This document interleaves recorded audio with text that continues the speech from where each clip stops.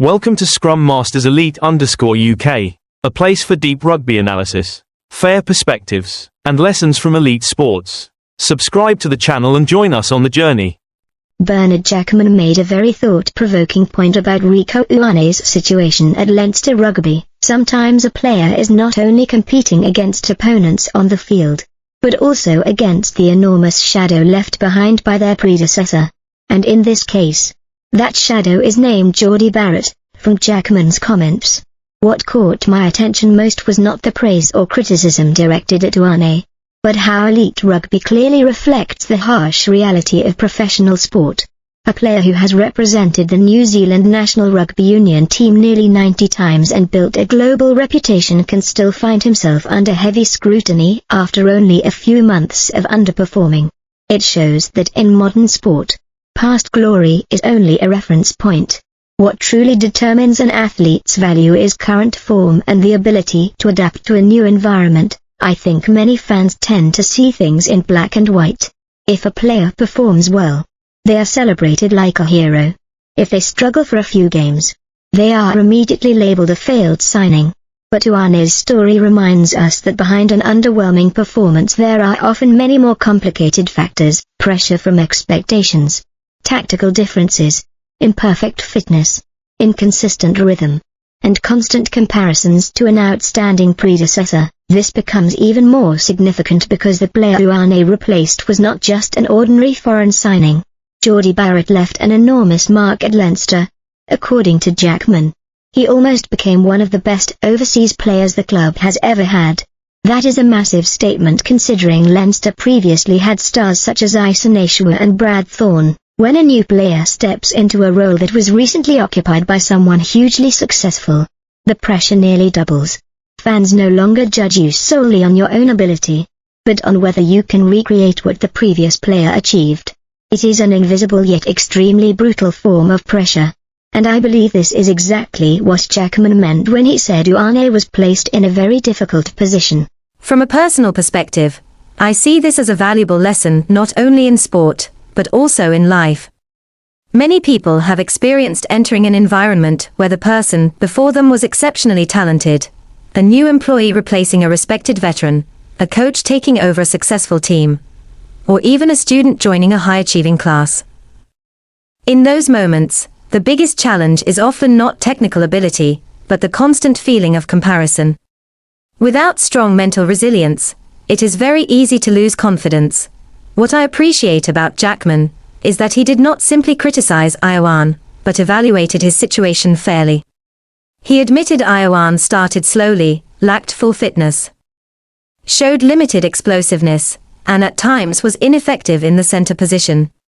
But at the same time, he also pointed out that Ioane was not always playing alongside Leinster's strongest lineup, because of international player rotations and rest periods. That is a very important detail. In team sports, individual form can never be separated from the collective. No matter how talented a player is, they still need the right system and chemistry with teammates. Fans sometimes focus too heavily on individual mistakes while forgetting that rugby is a sport built on extremely tight tactical structure. When a player has not fully adapted to a new system, every action can appear out of sync. I also found Jackman's analysis of Ioane playing at centre versus wing very interesting. He believes Ioane is better suited to the wing because of his speed, physicality, and ability to win one-on-one situations. Meanwhile, playing in the centre requires greater tactical vision, passing skills, and game awareness. This was a very insightful technical analysis, and showed that even world-class players still need the right role to maximize their strengths. It made me think about a broader life lesson: talent alone does not guarantee success in every position. Some people are incredibly gifted but only truly shine when placed in the right environment, role, and system. The same applies in society. Many people fail not because they lack ability, but because they are simply in the wrong position for their strengths. Another point that impressed me was the way Jackman described Ioane's recent improvement. He compared it to racehorses being prepared for major events like the Melbourne Cup or the English Derby. It was a brilliant comparison because it perfectly reflects elite sport. What matters most is not early season form, but reaching peak condition at the decisive moment. In many sports, some athletes dominate during less important stages but disappear when the biggest moments arrive. True champions, however, know how to manage energy, adjust form, and peak at exactly the right time. Jackman believes Ioane is moving closer to that level, especially with his recent impact through crucial tackles, turnovers, and important tries. I think this is something fans should consider more fairly. A season should not be judged solely by the opening matches. Some players start slowly but finish brilliantly. If we rely only on immediate emotions, we risk overlooking the true value of perseverance and adaptation. Personally, I feel Ioane's resurgence also reflects the admirable mentality of a professional athlete. Not everyone has the psychological strength to recover after heavy criticism. When media, fans, and pundits constantly question you, many players lose themselves. But Ioane seems to have chosen silent improvement over negative reactions. That deserves respect. This is also an important lesson for me personally. In life, there are periods when people are underestimated, doubted, or repeatedly fail. In those moments, the easiest response is to make excuses or blame circumstances. But what truly creates difference is the patience to keep improving little by little. Success may not arrive immediately, but quiet progress always carries long-term value. I also see how fiercely competitive Leinster currently is. Even if Ioane improves significantly, he still has to compete with James Lowe for a starting place. That reflects the reality of elite teams. Nobody is guaranteed a position purely because of reputation. At another level, this is exactly what creates the quality of top-level sport. Championship teams are built on intense internal competition.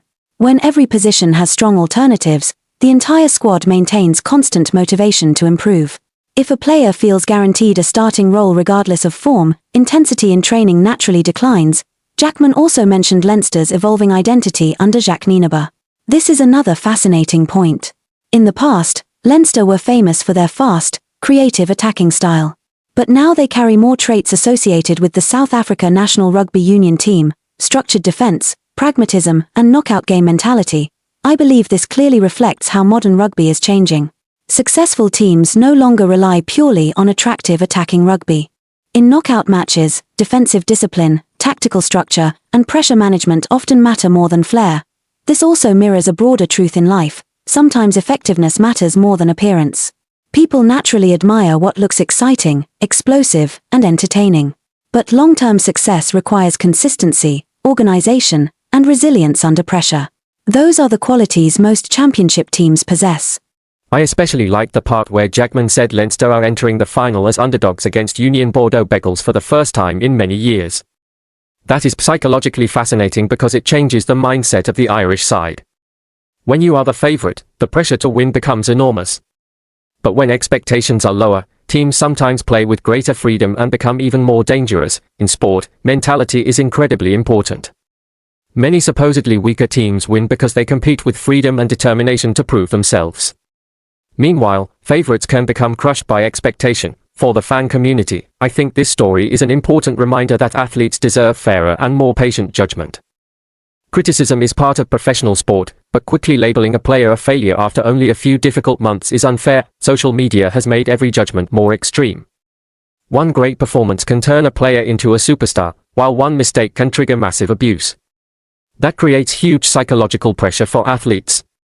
This is why calmness and objectivity from supporters are so important. Another key lesson I take from Ioane's story is that adaptability is essential. A player may thrive internationally but still struggle initially at a new club. Every environment has different culture, tactics, and expectations. Needing time to adapt is completely normal. The same applies in modern life. Many people who change jobs, move countries, or enter new environments struggle in the beginning. But early difficulties do not mean failure. Sometimes people simply need time to adjust and discover their rhythm. What is admirable about Ioane is that he did not give up under pressure. And what is admirable about Jackman is that he still recognizes Ioane's potential even while honestly pointing out his weaknesses. That balance of honesty and fairness is something truly valuable in modern sport, where many opinions become exaggerated simply to attract attention. From my perspective, this story also carries important educational value for young sports fans. It shows that success is never a straight line. Even world-class athletes experience periods of doubt, decline, or loss of form. The key is not avoiding failure completely, but learning how to rise again under pressure. This is also a powerful example of how important teamwork is in rugby. Match-saving tackles, crucial turnovers, and defensive support can be just as valuable as spectacular tries. Fans often focus on flashy moments, but championships are often built on those quieter details. If Ioane truly shines in the upcoming final, it will become a beautiful story of perseverance and revival. But even if he never reaches the level Jordie Barrett displayed at Leinster, that does not mean he is a failure. Every player has a unique style and journey. Comparisons are unavoidable in sport, but the true value of an athlete is not only whether they surpass someone else's shadow, but whether they overcome their own limitations. After reflecting on all these points, my strongest feeling is respect for the harsh yet fair nature of elite sport. Rugby promises nothing to anyone, not even the biggest stars. Players must constantly prove their value through performance, fighting spirit, and adaptability. And perhaps that is the greatest lesson I take for myself. Never judge someone too quickly based only on the hardest period of their life. Sometimes, the moments when people are doubted become the very foundation that shapes a stronger version of themselves in the future. Thank you for following Scrum Masters Elite_UK. Remember, true strength is getting back up under pressure. Don't forget to subscribe to the channel.